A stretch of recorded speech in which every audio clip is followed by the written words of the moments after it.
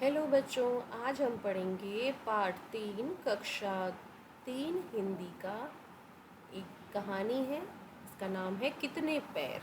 तो आइए पढ़ते हैं। बच्चे, सुप्रभात अध्यापिका जी। अध्यापिका, सुप्रभात बच्चों। आज हम धरती पर रहने वाले जीवों के पैरों की संख्या की बात करेंगे। जीवों के पैरों की संख्या 0 से लेकर कई 100 तक भी हो सकती है। अच्छा, कोई बता सकता है किस जीव के पैर नहीं होते? यानी कि कोई जो धरती पर रहते हैं जीव, उनके पैर 0 से लेकर कितने भी हो सकते हैं।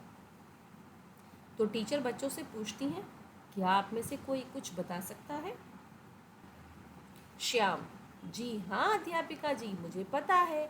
बरसात में मैंने बहुत केचुए देखे हैं, उनके पैर नहीं होते, वे पेट के बल सरकते हैं। अध्यापिका, बहुत ठीक। अब कुछ 2 पैरों वाले जीवों की बात करते हैं। इन जीवों को द्विपाद कहते हैं। यहाँ देखिए, द के नीचे व लगा हुआ है, तो बन गया शब्द द्विपाद। मनुष्य के अतिरिक्त आप और कोई द्विपाद बता सकते हैं? यानी कि क्या इंसान के अलावा 2 पैर वाला कोई और जीव आपने देखा है?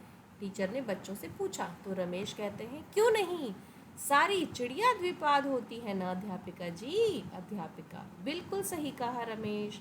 अब हम यदि पशुओं की बात करें तो ये बताइए कि क्या आपने कभी किसी ऐसे पशु का नाम सुना है जिसके 2 ही पैर हों?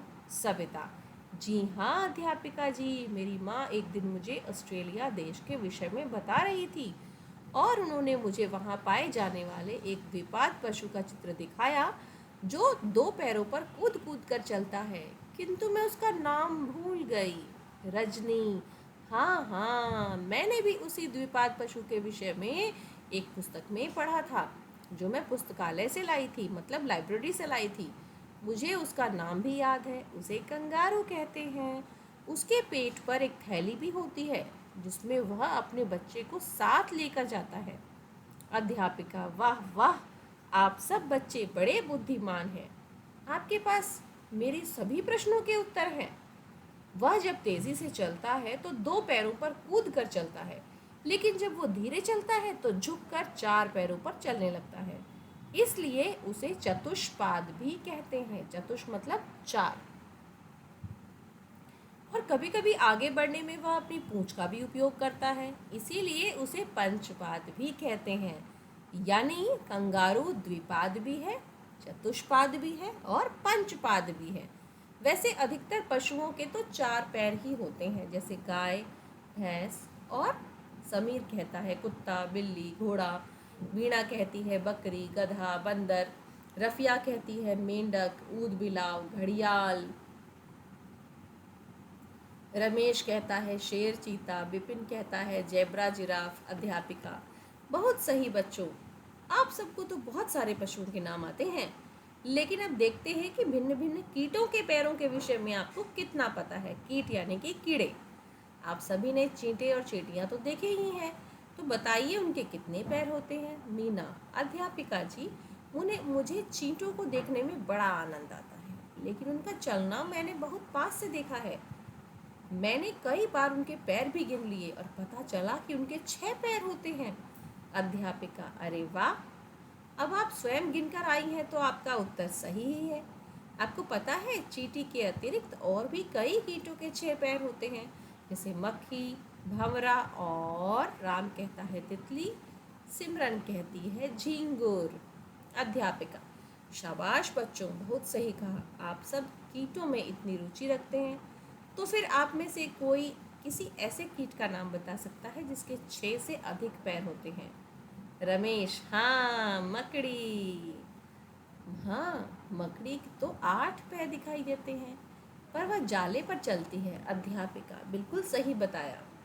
अब मैं आपको एक और ऐसे कीट के विषय में बताना चाहती हूँ जिसके 30 से लेकर 382 382 पैर हो सकते हैं, अर्थात 15 जोड़ी से लेकर 191 जोड़ी तक पैर हो सकते हैं। इस अद्भुत कीट का नाम है कनखजूरा।